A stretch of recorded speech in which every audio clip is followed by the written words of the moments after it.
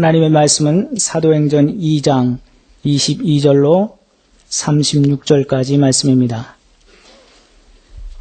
사도행전 2장 22절로 36절까지 말씀을 제가 봉독해 드리겠습니다.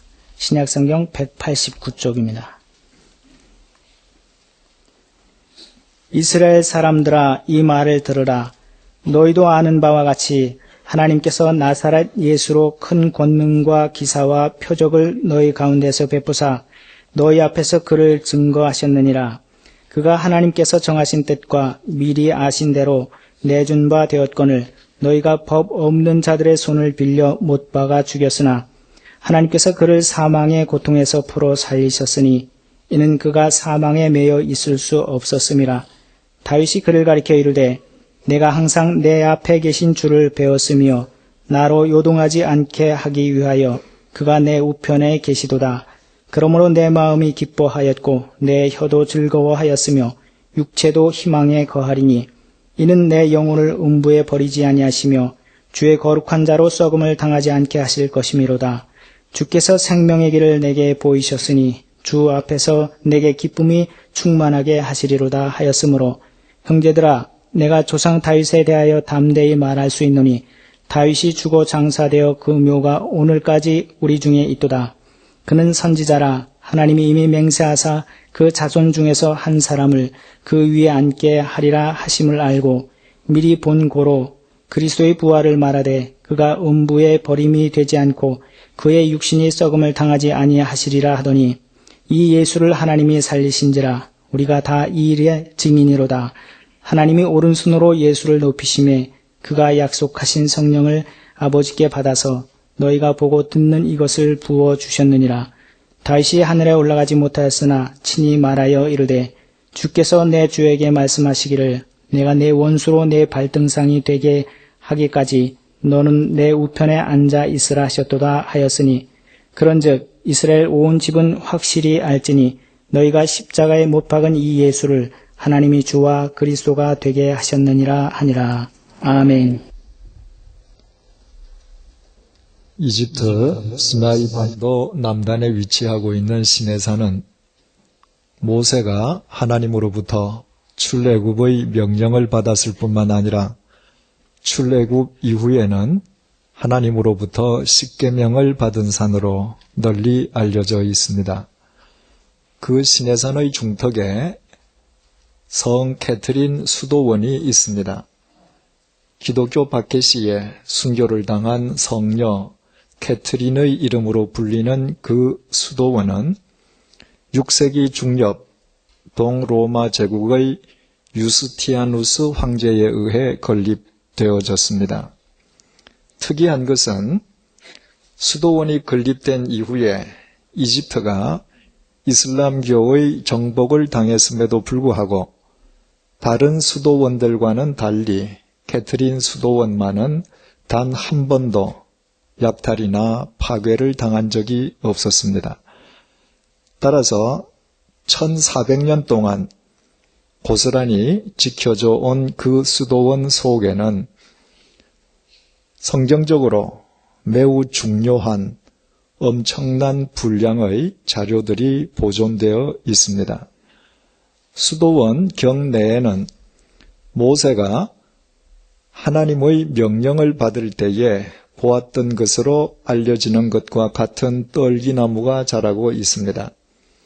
수도원 보석관에는 3000점 이상의 고대 성경 사본과 5000권 이상의 희귀 성경이 소장되어 있습니다. 그래서 그 도서관은 바티칸에 있는 교황청 도서관에 이어 세계에서 두 번째로 중요한 사료를 많이 소장하고 있는 도서관으로 유명합니다.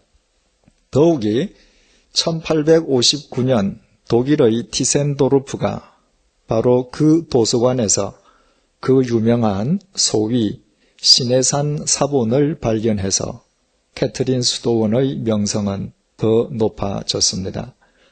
시내산 사본은 지금으로부터 1700년 전에 만들어진 필사본으로서 신약 성경 전체의 내용을 담고 있는 사본으로는 현재까지 세계에서 가장 오래된 사본으로 인정받고 있습니다. 10여 년 전에 제가 그 수도원을 찾았을 때 제 눈을 가장 강렬하게 이끈 것은 수도원 한쪽에 자리 잡고 있는 유골 안치소였습니다. 1400년 동안 그 수도원에서 살았던 모든 수도사들의 유골이 그 안치소 안에 가지런히 진열되어 있었습니다. 수도사가 죽으면 일단 땅 속에 가매장을 했다가 시신이 다 썩고 나면 유골을 수습해서 바로 그 진열 안치소 속에 진열을 해 두는 것입니다. 그 수도원 자체가 그리스 정교회에 소속되어 있기 때문에 그리스 국적을 가진 사람에게만 유골 안치소의 관람이 허락되는데 저는 그곳 관리 수도사의 배려로 그 속을 직접 들어가 보게 되었습니다. 그 속에 전시되어 있는 유골들 자체만으로는 킬링 필드와 별다른 차이가 없어 보였습니다. 1975년부터 4년 동안 캄보디아를 통치했던 급진 공산주의 단체인 크메르 루지는 자신들의 권력을 공고히 하기 위해서 무시무시한 대학살극을 벌였습니다.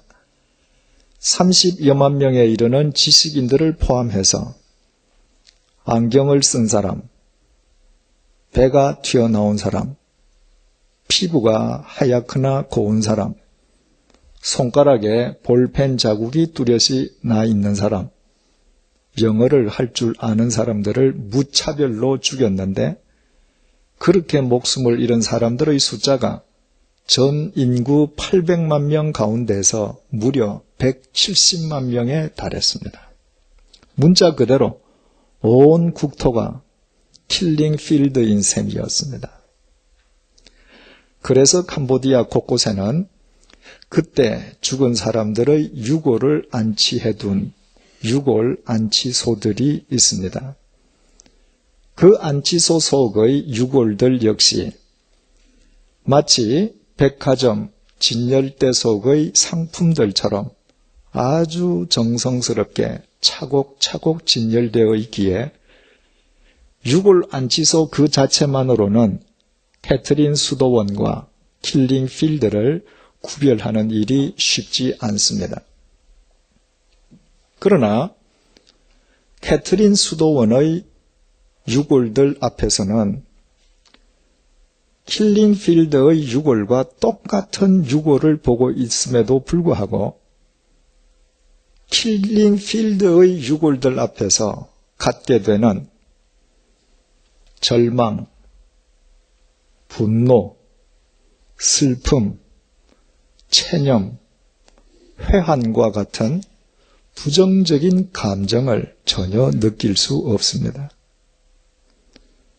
오히려 그 유골들 속에서 말할 수 없는 평온함과 소망, 위로와 격려를 얻게 됩니다. 죽음의 유골들 속에서 죽음과는 정반대 개념인 생명을 느끼게 되는 것입니다. 유골은 죽음의 결과물이기에 유골은 곧 죽음의 상징이라 할 수 있습니다. 그런데 어떻게 죽음의 상징인 캐트린 수도원의 유골들이 죽음이 아니라 보는 이로 하여금 생명을 느끼게 해줄 수 있을까요?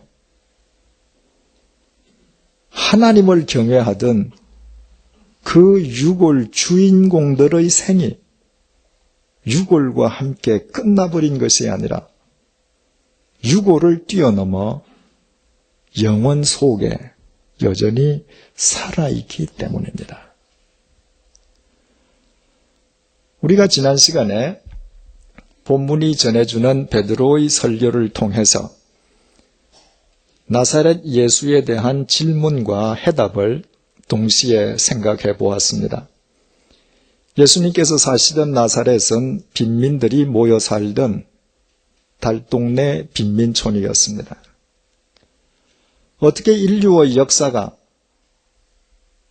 빈민촌 출신의 무학력, 무경력 소유자에 지나지 않는 나사렛 예수를 정점으로 전개될 수 있었습니까?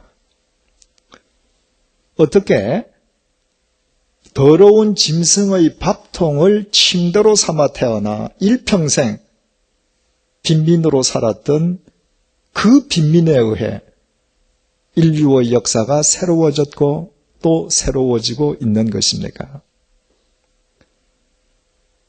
고작 달동네 빈민 목수에 지나지 않는 나사렛 예수가 어떻게 전 인류의 구원자가 될 수 있는 것입니까? 하나님께서 나사렛 예수와 함께 하셨기 때문입니다. 하나님께서 나사렛 예수를 통해서 친히 역사하셨기 때문입니다. 천지를 창조하신 하나님께서 전능하신 당신의 손으로 나사렛 예수를 붙들고 계셨기 때문입니다. 그래서 베드로는 본문 속 설교를 통해서 하나님과 아버지라는 호칭을 무려 8번 사용하였음을 지난 시간에 살펴보았습니다. 하나님의 역사가 아니고는 그 모든 일이 절대로 불가능하다는 의미에서였습니다. 그 중에서도 베드로가 특별히 강조하려고 했던 것은 십자가 위에서 무력하게 못 박혀 죽었던 나사렛 예수의 하나님에 의한 부활이었습니다. 본문 23절에서 24절을 주목해 보시겠습니다. 그가 하나님께서 정하신 뜻과 미리 아신 대로 내준 바 되었거늘 너희가 법 없는 자들의 손을 빌려 못 박아 죽여서나 하나님께서 그를 사망의 고통에서 풀어 살리셨으니 이는 그가 사망에 매여 있을 수 없었습니다. 유대인들은 나사렛 예수를 십자가에 못 박아 죽였지만 하나님께서는 그렇게 십자가에 못 박혀 죽은 나사렛 예수를 사망의 고통에서 풀어 살리셨습니다. 우리말 고통으로 번역된 헬라어 오디는 본래 사냥꾼의 덫을 의미하는 히브리어 헤벨의 대응어입니다. 일단 사냥꾼의 덫에 걸린 동물은 자기 힘과 능력만으로는 절대로 그 덫에서 벗어날 수가 없습니다. 베드로가 본문에서 사망을 사냥꾼의 덫으로 표현한 것은 누구든지 사망의 나락으로 떨어지기만 하면 그 누구도 그 나락에서 헤어날 수가 없기 때문입니다. 덫에 걸린 동물이 살아나는 길은 하나밖에 없습니다. 누군가 다른 사람이 덫에서 풀어주어야 합니다. 그러나 풀어주는 것만으로는 불충분합니다. 덫을 설치한 사냥꾼이 때가 되어 자신의 덫을 찾아옵니다.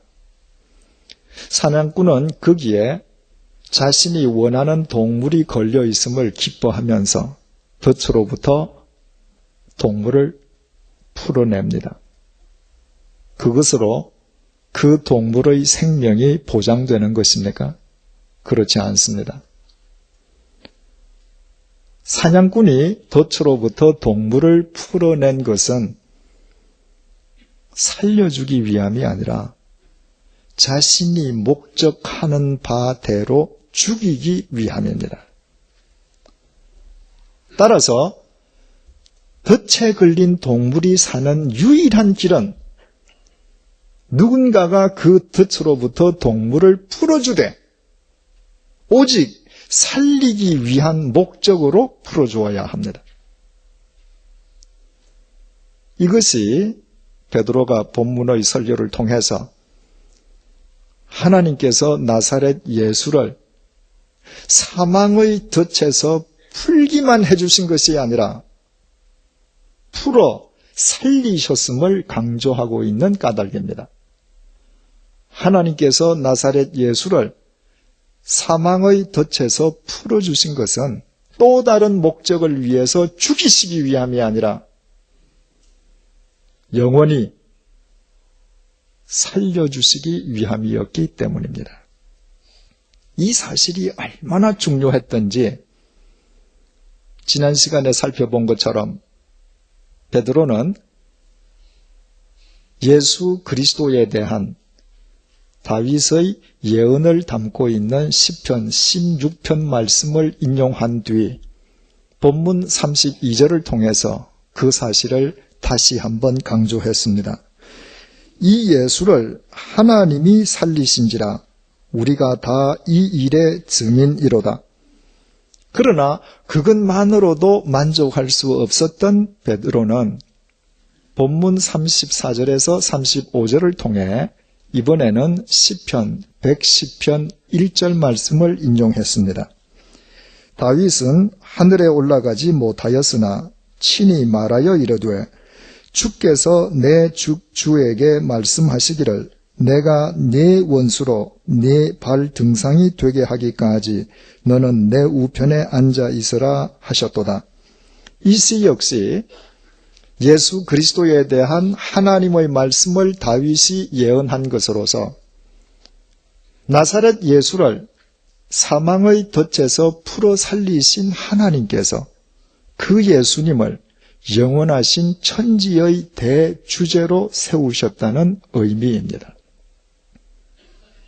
그리고 베드로는 마지막으로 이 사실을 한 번 더 강조하는 것으로 자기 설교의 결론으로 삼았습니다. 본문 36절입니다. 그런즉 이스라엘 온 집은 확실히 알지니 너희가 십자가에 못 박은 이 예수를 하나님이 주와 그리스도가 되게 하셨느니라. 놀라운 사실은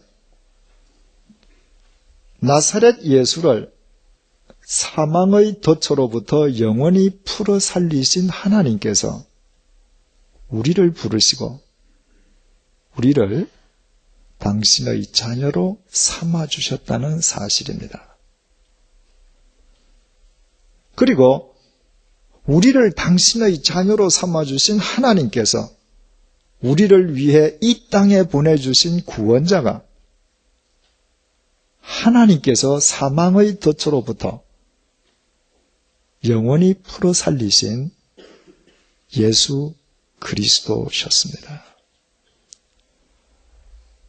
여기에서 우리는 하나님께서 왜 우리를 당신의 자녀로 불러주셨는지 그 까닭을 확연하게 알게 됩니다. 죄로 인한 사망의 덫에 걸려 죽어가고 있는 우리를 그 사망의 덫으로부터 영원히 풀어 살려주시기 위함입니다. 예수 그리스도께서 요한복음 11장을 통해서 우리에게 반문하고 계십니다. 나는 부활이요 생명이니 나를 믿는 자는 죽어도 살겠고 무릇 살아서 나를 믿는 자는 영원히 죽지 아니하리니 이것을 네가 믿느냐? 이것을 네가 믿느냐는 주님의 반문은 우리가 하나님을 믿는다는 것은 우리가 구원받은 그리스도인으로 살아가는 것은 하나님께서 사망의 덫으로부터 우리를 영원히 풀어 살리셨음을 믿고 사는 것임을 깨닫게 됩니다. 우리의 코끝에서 호흡이 멈추고 땅 속에 묻힌 우리의 시신이 다 썩어 문드러져서 캐트린 수도원의 수도사들처럼 단 몇 점의 유골로 수습된다 할지라도 우리가 죽음을 두려워하지 않는 것은 하나님께서 예수 그리스도 안에서 사망의 덫으로부터 우리를 풀어 살리셨음을 깨닫고 믿는 까닭입니다. 이 깨달음과 믿음이 중요한 것은 이 깨달음과 믿음을 지닌 자는 하나님께서 우리를 풀어 살리신 사망의 덫이 육체의 죽음만을 의미하지 않는다는 사실 또한 알기 때문입니다. 하나님께서는 우리가 숨이 넘어가는 순간이 되어서야 그제야 겨우 구원의 손길을 내밀어 주시는 그런 인색한 분이 아니십니다. 하나님께서는 사망의 덫으로부터 우리를 영원히 풀어 살려주신 하나님이시기에 우리가 이 세상에 살아있는 동안에도 우리를 억압하는 모든 의미의 덫으로부터 우리를 언제나 풀어 살려주십니다. 예수님께서는 당신께서 이 땅에 오셨던 까닭을 누가복음 4장 18절에서 19절을 통해서 이렇게 밝히셨습니다.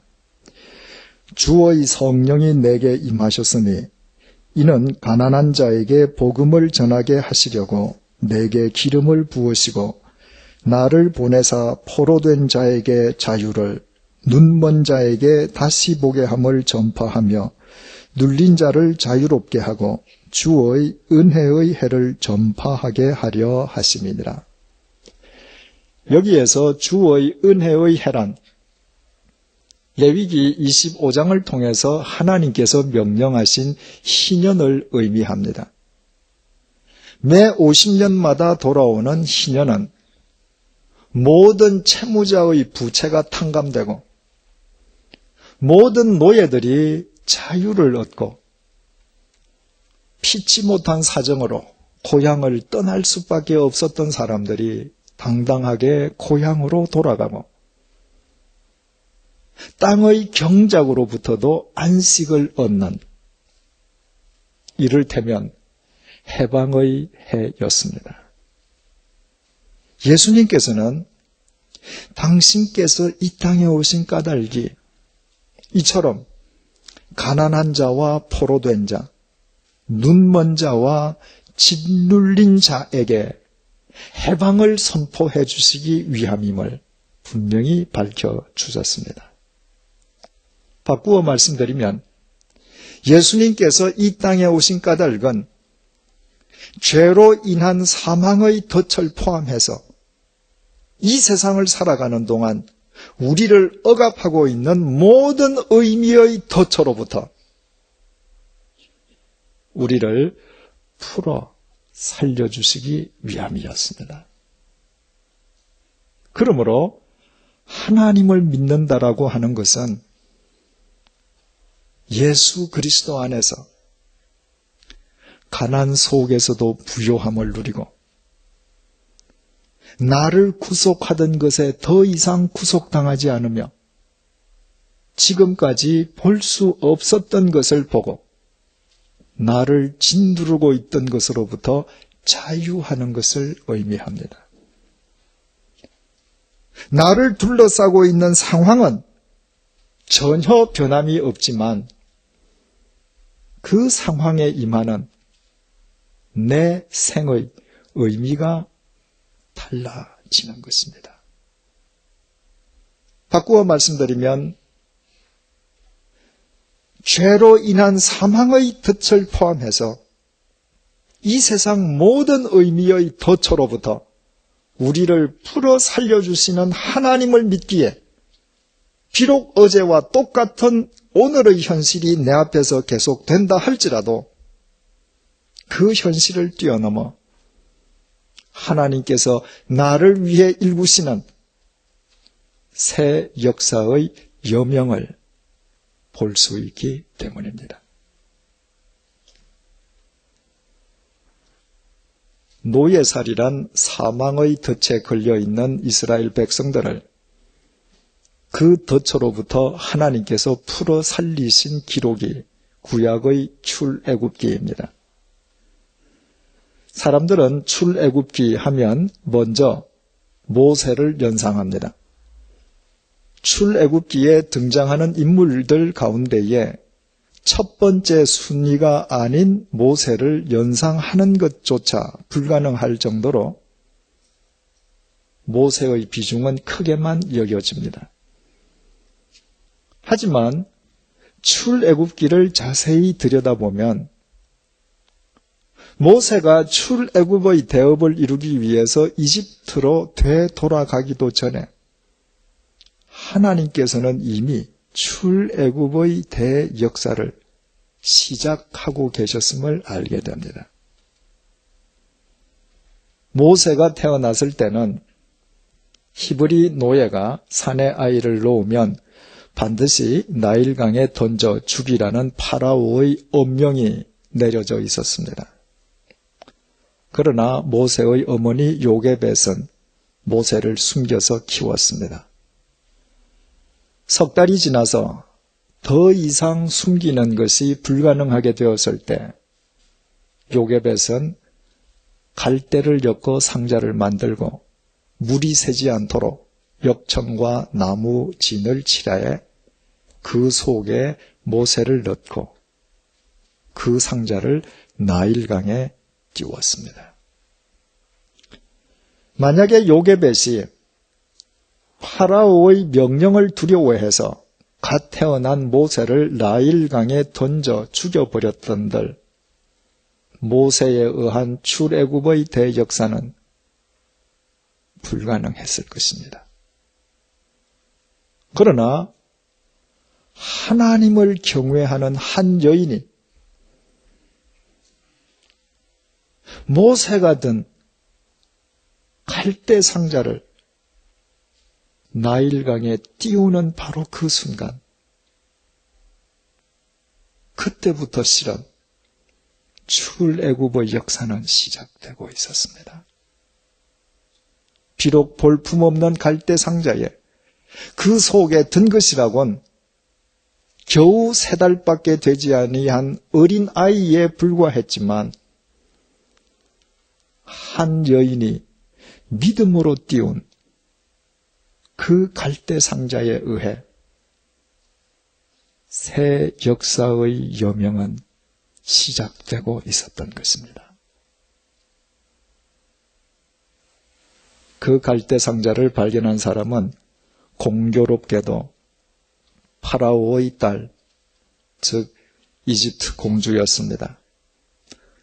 상자를 열고 보니 그 속에 히브리 아이가 들어 있습니다. 아버지의 명령을 따른다면 반드시 죽여야만 하는 아이였습니다. 그러나 하나님께서 강권적으로 그 공주의 마음을 붙드심으로 공주가 그 아이를 불쌍히 여겼습니다. 그 순간 하나님께서는 모세라는 한 인간만을 사망의 덫에서 풀어 살리신 것이 아니라 히브리 민족 전체를 사망의 덫으로부터 이미 풀어 살리시고 계셨던 것입니다. 그때 미리암이 공주 앞으로 다가갔습니다. 히브리 노예가 이집트의 공주 앞으로 나간다는 것은 목숨을 걸어야 하는 일이었습니다. 그러나 미리암 역시 하나님을 믿었기에 담대하게 나아갔고 자신의 어머니, 다시 말해 모세의 생모를 모세의 유모로 삼게 하는데 성공했습니다. 이집트 공주의 보호 하에서 잠시나마 요게벳에게 모세를 자기 품으로 히브리 아이로 키울 수 있는 길이 주어진 것입니다. 따라서 미리암이 담대하게 공주 앞으로 나아가는 그 순간 하나님께서 일구시는 새 역사의 동력은 이미 밝아오고 있었던 것입니다. 그렇다고 해서 히브리 노예들의 삶의 현실이 당장 바뀐 것은 아무것도 없었습니다. 그들은 여전히 노예였습니다. 자고 일어나면 날이면 날마다 중노동에 시달려야만 했습니다. 모세를 자기 품에서 키우던 요게벳 역시 모세가 젖을 땜과 동시에 자기 아들을 이집트 공주의 양자로 되돌려 주어야만 했습니다. 고달프고 혹독한 노예살이가 끝도 없이 이어졌고 시로라기 같은 희망의 빛은 그 어디서도 보이지 않았습니다. 그러나 바로 그 순간에도 하나님에 의한 출애굽의 대역사는 한치의 오차도 없이 착착 진행되고 있었습니다. 모세가 출애굽의 대업을 위해 나이 80이 되어서 이집트로 되돌아가기 80년 전부터 하나님께서는 이스라엘 백성들의 사망의 덫에서 풀어 살리시고 계셨습니다. 하나님께서 그렇게 하신 것은 이스라엘 백성들을 반드시 가나안 땅으로 인도하시겠다는 하나님 당신의 약속의 말씀으로 인함이었습니다. 그러므로 그 말씀을 믿는 자에게는 이집트의 노예살이가 더 이상 덧칠 수 없었습니다. 그 말씀을 믿는 자는 하나님에 의해 동터오고 있는 그 새 역사에 이미 동참하고 있기 때문입니다.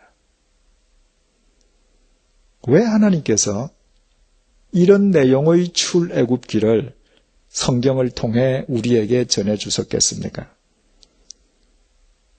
단지 이스라엘 민족들의 역사적인 지식을 우리에게 전수해 주시기 위함이겠습니까? 출애굽기에 나타나 있는 이스라엘 백성들이 바로 우리 자신들이기 때문입니다. 죄로 인한 사망의 덫을 포함해서 이 세상에서 모든 의미의 덫에 갇혀 있는 우리를 전능하신 하나님께서 한치의 오차도 없이 그 덫으로부터 우리를 풀어 살리시고 계심을 우리로 하여금 깨닫고 믿게 해 주시기 위함이었습니다. 바꾸어 말씀드리면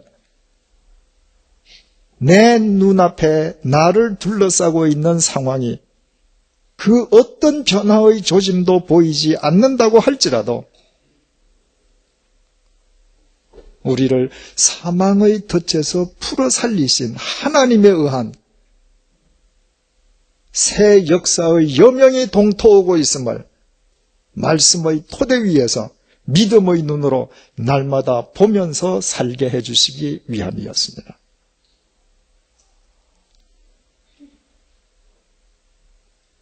하나님께서 우리를 사망의 덫에서 풀어 살리시는 분이심을 일깨워주는 베드로의 이 설교는 오순절날 성령님께서 베드로에게 임하신 직후에 베드로가 행한 설교입니다. 따라서 우리는 성령 충만한 사람은 이 세상의 현실 속에서 사망의 덫으로부터 우리를 풀어 살리시는 하나님을 보고 믿고 그 하나님을 100% 의지하면서 현실을 걸어가는 사람임을 알게 됩니다.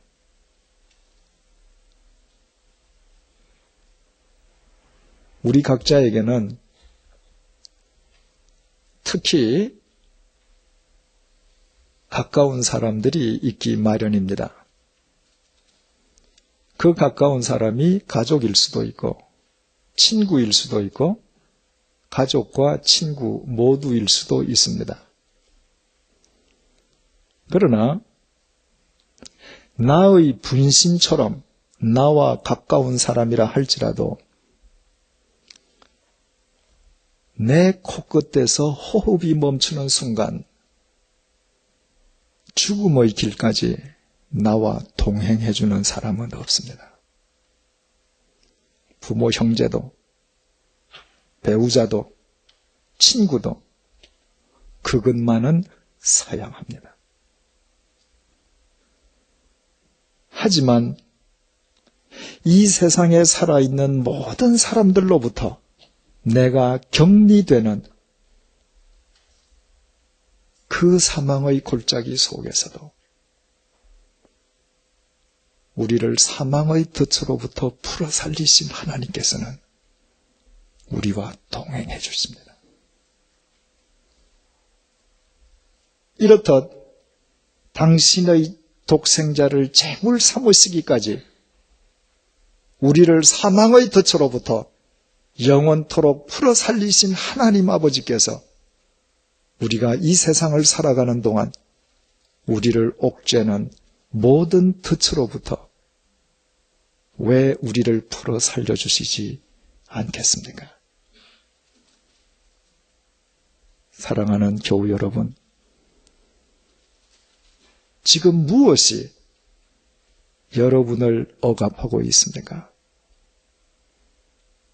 어떤 덫으로 인해 지금 고통받고 계십니까?